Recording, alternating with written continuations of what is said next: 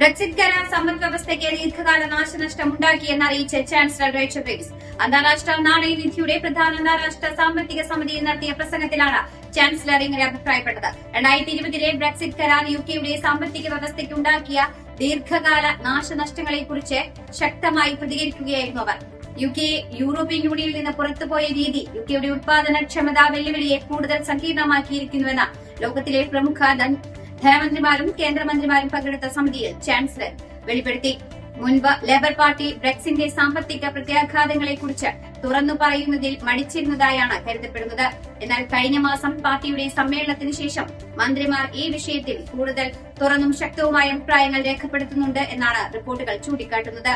G7, China, India, European union, European central ബാങ്കുകൾ എന്നിവ ഉൾപ്പെടുന്ന ഏറ്റവും ഉയർന്ന തരത്തിലുള്ള ആഗോള സാമ്പത്തിക നയസമിതിയിൽ ഇത്തരമൊരു നിലപാട് തുറന്നു പറഞ്ഞത് യുകെയുടെ ആഭ്യന്തര നയതന്ത്രത്തിലുണ്ടായ പ്രധാന മാറ്റത്തെയാണ് സൂചിപ്പിക്കുന്നതെന്നാണ് വിലയിരുത്തൽ.